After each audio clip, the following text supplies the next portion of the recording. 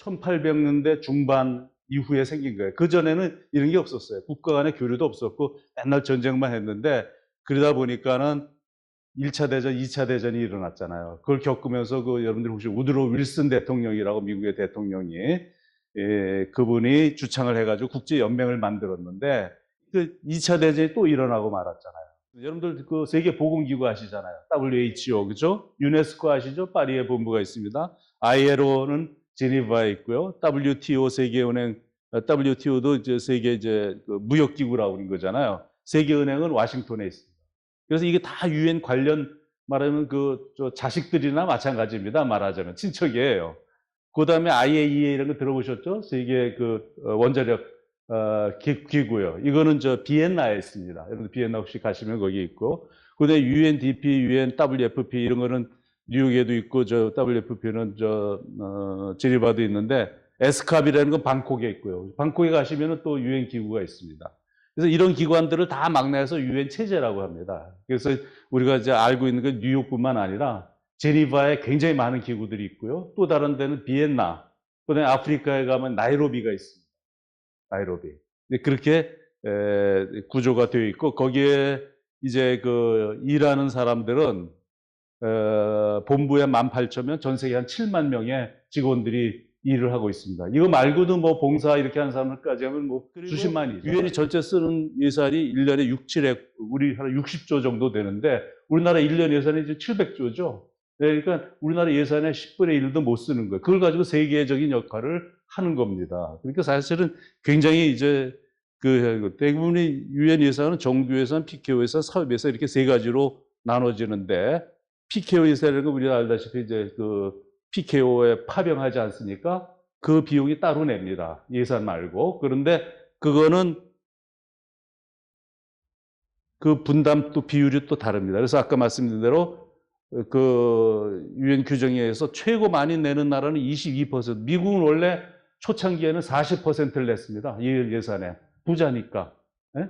근데 점점 하면서 그 위에 일본이 따라와가지고 미국이 25%, 일본이 20% 냈는데 최근에 와서는 일본이 10%로 줄었습니다. 잃어버린 20년, 30년에서 경제력이 나빠졌잖아요. 그 다음에 누가 2위로 올라갔냐? 중국이 올라갔습니다.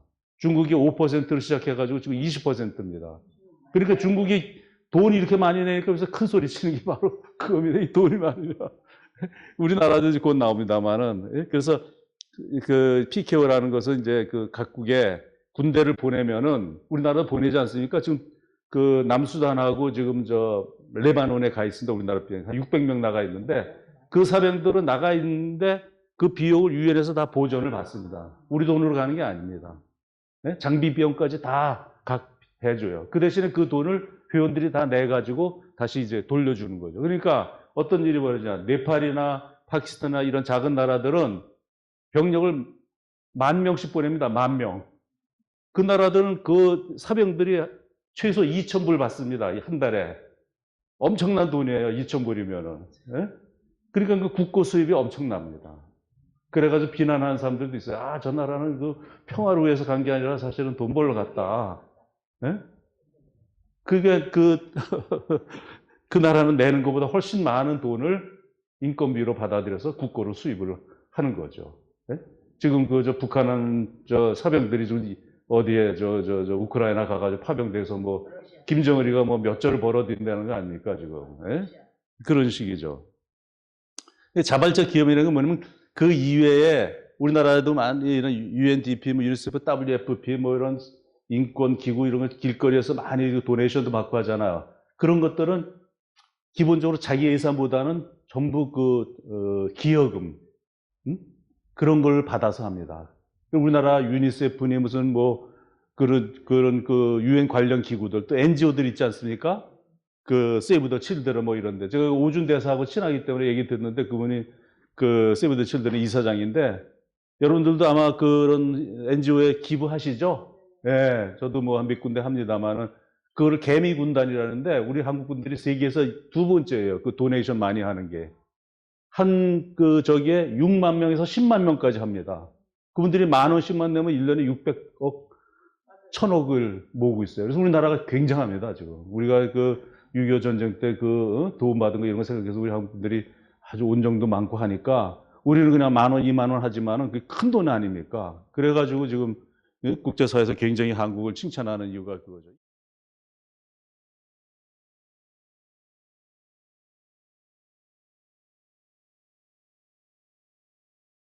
많고. 그럼 여행을 왜 하느냐? 여행을 저는 제가 있을 때 우리 경희대가 세계를 지향한다고 그래가지고 학생들을 제휴학교가 많아요. 전 세계적으로. 그러면 갈 때마다 첫 번째 시간에 이게 여러분들 중에서요, 소위 빼곡고 돈 없는 사람들은 어떻게 해요? 외국 나가라. 응? 꽉 막혀. 한국에 꽉 막혀 있을 때는 어떻게 해요? 나가라. 그래, 나가.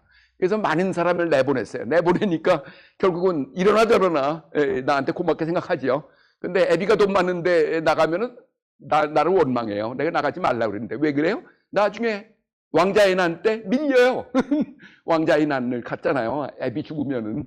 그러면 미국에 있는 사람은 가장 늦게 오니까 알리지도 않아. 자기들끼리 다 변호사로 다 해가지고 너는 아웃 이런다 그거죠. 그러니까 그런 사람은 아버지가 돈 많다, 돌아가실 가능성이 있다 그러면 집 그냥 있어라 그거예요. 하버드에서 오라고 해도 가면 안 돼요.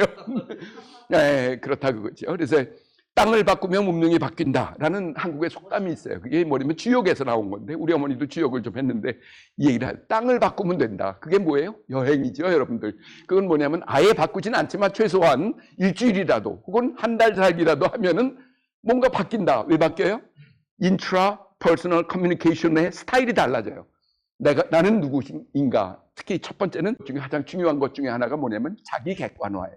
자기를 객관적으로 알아야지 남들이 얘기하는 것에 속거나 나는 이런 사람이야 뻑이거나 이러면 안 된다 그거죠. 자기를 객관해서 자기가 정말 자기를 제대로 보는 게 중요하다. 그래서 명상 같은 거 하고 그러는 거예요. 그 다음에 이제 제가 고조선 때문에 이걸 해서 여기서 내가 발견한 게 인도네시아에서 왔구나 하는 걸 알았어요. 이게 거기 그 당시에 남방계라는 것이, 왜냐하면 이 고래를 잡으려면 얼마나 큰 배가 있어야 되는지 알죠? 그 당시에 이게 몇천 년, 기원전 7,000년 전부터 나왔는데 고래를 잡을 때 어떻게 돼요? 배가 없으면 안 돼요. 배가 없으면. 근데 여기에서 보면 요 벽화에 대해서만 얘기해야지 그게 어떻게 오리진이 어떻게 됐는가를 생각 안 한다 그죠. 굉장히 고도의 거고 우리나라에서는 있을 수가 없고 그건 결국은 그 항해술이 있는 인도네시아 이 동남아 쪽에서 온 사람들이 태풍에 몰려온 사람들이 결국은 한국에 정착했다 하는 걸 알 수가 있어요. 여러분 그 다음에 이제는 한국어의 기원, 이건 제가 한국어 때문에 한국어는 결국은 우리가 뿌리가 어딘가 하려고 여행을 했어요. 저의 여행의 목적이 고조선 하는 거잖아요. 그래서 결국은 기만민족보다 더 위에 있었던 민족이 뭐라고요? 술록민족이었어요. 술록민족. 술록민족이 어디부터 있어요? 그린랜드부터 지금 캐나다의 이누이트족. 다 말이 거의 비슷해요. 핀란드 뭐 이런 쪽에 있는 사람하고. 왜냐면 그때 전부 다 술록이 끄는 썰매만 갖고 가면 금방금방 가. 형님 동생 그래가지고 잠깐 갔다 올게 이러면서 핀란드 갔다가 다음에는 또 캐나다 갔다가 막 그랬다 그거죠. 그 사람들이 다 이렇게 동그랗게, 여러분 둥그란 지구본우를 생각하세요. 위에서 보는 거예요. 그래서 고기 가는 거 굉장히 쉬워요. 그래서 뭐가 나왔어요? 재수 장관에게도 내가 얘기를 했지만, 편지를 했지만은 좀 미리 좀 얘기를 해라. 지금 뭐예요? 뭐를 얘기해요? 우리는 뭐 돈 없고 빼가 없고 그렇잖아요. 그럼 뭐래요? 커뮤니케이션을 해야 되잖아요. 뭐를? 북극항로라는 거 있죠? 그런데 그 커뮤니케이션을 안 하는 거야. 우리 거라는 거. 우리 뭐 있다. 우리가 뭐가 있어요? 다 우리 땅이었었어. 그 동네가. 그린란드는 뭐야? 트럼프는 그린란드 먹겠다고 그랬잖아요. 뭘로 먹어? 권금 중에서 권하고 금으로 먹겠다고 그랬잖아요. 우리는 넘버 3 커뮤니케이션을 먹을 수 있어요. 그린란드도 여러분 가보시면 저 북쪽에 보면 다 아직도 다 살아있어요. 걔네들을 없애려고 굉장히 덴마크에서 노력을 많이 하고 아주 잔인한 짓을 많이 했어요. 막 죽였어요. 그 사람들을. 그럴 때 왜 밥 숟가락을, 우린 숟갈만 가지면 되잖아요. 숟갈 갖고, 우린 숟갈의 민족이잖아요. 금숟갈부터 흙숟갈까지. 숟갈이 있는데 왜 숟갈을 못 놔요? 응? 트럼프가 얘기하잖아요. 그린란드 뭐 이렇게 우리 거다라고 얘기하잖아요. 그러면 우리도 슬쩍 얘기해야지. 거기 우리 조상들은 어떻게 하죠? 그러고서 뭐라고 그래요? 우리가 이민 받겠다라고 얘기를 하는 거예요. 응? 우리가 이민 받겠다고 이 사람 미국이 먹으면은. 그래서 숟가락을 놓는 거예요. 숟가락. 무슨 숟갈? 커뮤니케이션 숟갈을, 제3의 숟갈을 딱 놓는 거죠. 그러면 북극 항로도 뭐예요? 다 이미 우리 놀이터였었어요. 우리 조상들의 놀이터예요. 박사님께서 엊그저께 갑자기 강의하시는데 잠깐 성공 창업 사례 관련 말씀을 좀 요청을 하시길래 제가 이럴 만한 깜냥이 아닌데 어떻게 해야 되나 궁리를 좀 하다가 그냥 간단하게 저희 소개이자 제가 사업을 경영하면서 지금까지 한 10여 년 흘러왔던 이야기를 간단히 축약해서 좀 말씀을 드리고 혹시 뒤에 저희가 앞으로 하려고 하는 사업 방향이나 또는 제가 상품들 중에서 자신 있어 하는 상품들을 간략히 홍보하고 또 질의응답하고 그때 마치도록 하겠습니다. 제가 직장 생활하고 이렇게 다니다가 담배를 많이 폈었는데요. 한동안 갑자기 담배를 끊으면서 끊고 났더니 희한하게 하루에 한 2시간 정도가 비는 것 같더라고요. 담배 20가지가 한 5분씩 치면 120분 되니까 대충 그 정도 시간이 빈다는 느낌이 드는 거예요. 그래서 뭘 할까 이렇게 뭔가를 해야 될 걸 찾다 보니까 제가 고양시에 살고 있는데 이 MTB 자전거 타는 카페가 눈에 확 들어오더라고요. 너무 카페가 활성화되어 있길래 매력을 갖고 좀 들여다봤더니 너무 재미있는 거예요.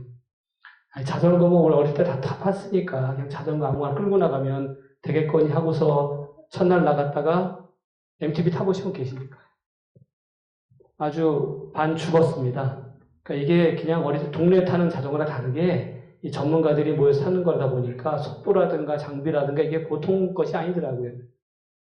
그렇게 자전거를 시작하면서 너무 좋은 거예요. 집 밖에 나오면서부터 여행이 시작되고 다른 여행에 비해서 비용이 더 적게 듭니다. 직접 내가 운동을 하면서 가니까. 그래서 그때 아무 즐겁게 타면서 그 카페 이제 운영진을 맡게 됐던 거죠. 그 다음에. 그러다 보니까 이제 매번 무슨 요일마다 자전거 타고 어디 가야 되는 걸 설계를 하게 되어 있는 거예요. 그러니까 제가 지도 보면서 어디 갈까 정하고 가다가 어디 가서 쉬고 어디 밥 먹고 이런 걸 세밀하게 짜야 되다 보니까 그게 이제 여행에 대한 저의 어떤 이 실제 생활에서 참여가 된 계기가 된 것 같습니다. 그 여행을 막상 좋아하게 되었는데 지금도 지도를 보면 가슴이 벌렁벌렁해지는 그런 이제 습관이 생긴 거죠. 그 여행을 가고자 하는데 이상하게 여행 상품을 찾다 보면 제가 마음에 드는 여행이 없는 거예요. 그래서 왜 그런가 생각을 해봤더니 단순히 그냥 사이트싱, 걷는, 보기만 하는 것들은 저한테 별로 감동을 안 주더라고요. 그곳에 있었던 인류의 역사, 문화, 음식 이런 사회적인 이야기들, 사람의 그러니까 인류의 혼이 묻어있는 이야기들, 전 그런 곳에 관심이 있는데 다 그냥 건물 보고 뭐 이렇게 돌아다니는 것밖에 없는 거예요. 그래서 이걸 내가 좀 만들어봐야겠다. 차라리 내가 만들어야 되겠다. 짜야 되겠다. 자전거 여행 짜듯이. 그러던 차에 고양시에 한양문고라고 하는 서점이 있습니다. 그 지역 서점인데요. 그때 제가 2016, 17년쯤 될 것 같은데 고양시에 이제 그 교보문고가 대형 서점이 진입을 합니다. 그러면서 지역 서점들이 상당히 어려워지죠.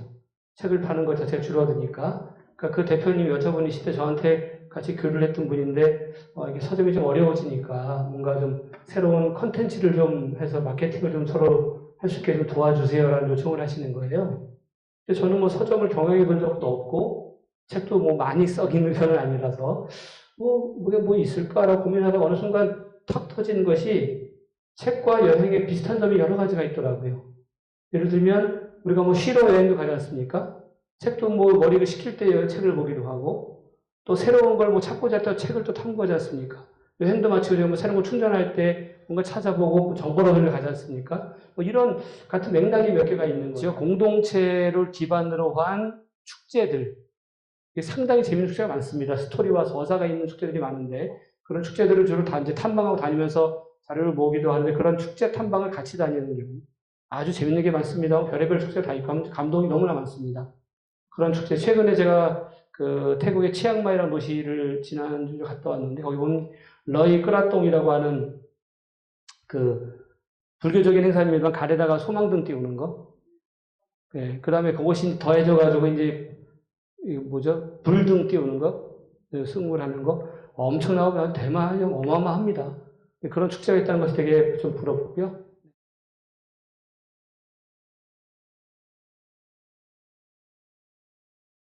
자, 그럼 함께 가볼까요? 세계여행대학 최고위 과정에 오늘 제가 주제를 재미있게 배우는 챗GPT라고 했습니다.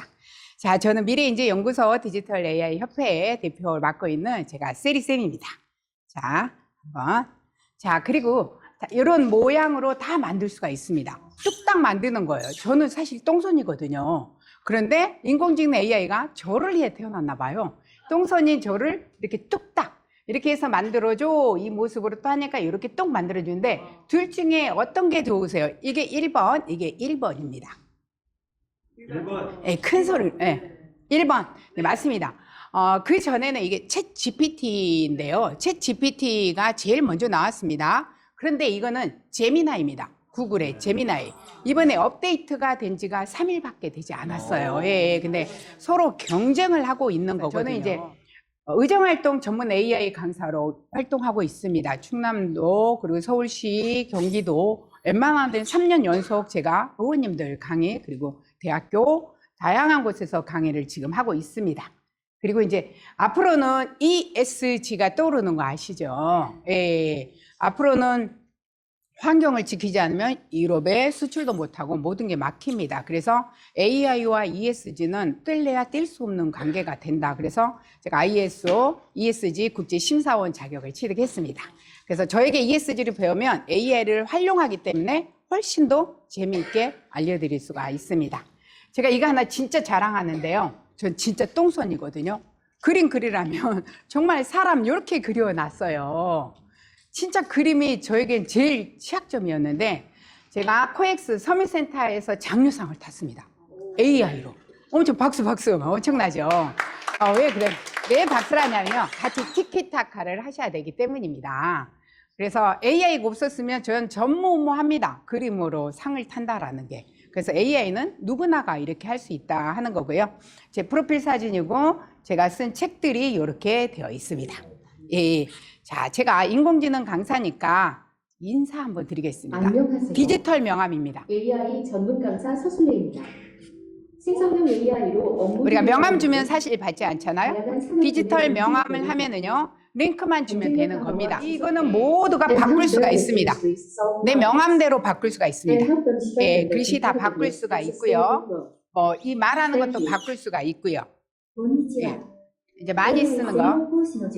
외국어는 100개국 이상이 다 됩니다. 예, 네, 그래서 원하는 언어로 다 되기 때문에요. 예, 요것도 이제 일본 스타일의 아바타를 제가 만든 거고요. 예, 이제 제가 나왔습니다. 예. 그리고 말도 같이 하고 있습니다. 말하죠? 입도 같이 얘기하는 거예요. 예. 이 AI가 얼만큼 대단하냐면요. 저는 영어, 중국어, 일본어도 잘 못합니다. 그런데 이렇게도 잘한다라는 얘기예요. 그리고 이 디지털, 오늘은 시간이 짧기 때문에 실습하는 게 쉽지는 않은데 전체적인 흐름을 알고 가시면 활용하기에 도움이 될 것 같아요. 제가 말씀을 드릴게요. 그래서 이건 언제든지 내가 바꿀 수가 있습니다. 여기에 있는 모든 것들이. 이제 이 기능을 어떻게 활용하는지 배우시면은요. 그래서 이렇게 제가 디지털 명함을 한번 만들어 봤고요. 근데 스마트폰이 왔을 때 나는 그냥 쓰기만 하고 있어요. 맞죠? 근데 누군가는 어플리케이션을 만들어서 여기에서 돈을 벌고 있다라는 얘기입니다. 예, 그래서 내 자녀들이나 이런 친구에게 앞으로 없어지는 직업이 너무너무 많을 거고요. 새롭게 생겨나는 직업도 너무너무 많아집니다. 그런데 이때는 내가 기회를 못 잡았지만 AI 시대에는 잡아야 되지 않겠습니까? 전 세계가 지금 난리인 이유가 여기 안에 돈이 들어있기 때문이라는 겁니다. 예, 그래서 챗 GPT가 할 수 있는 일들은 너무너무 많아요. 좀 전에 제가 아까 빠뜨리고 넘어간 부분은요. 우리나라가 요즘 소보린 AI라는 얘기 많이 들어보셨죠? 예, 세계 AI 3대 강국으로 들어간다라고 우리 정부에서 얘기하잖아요.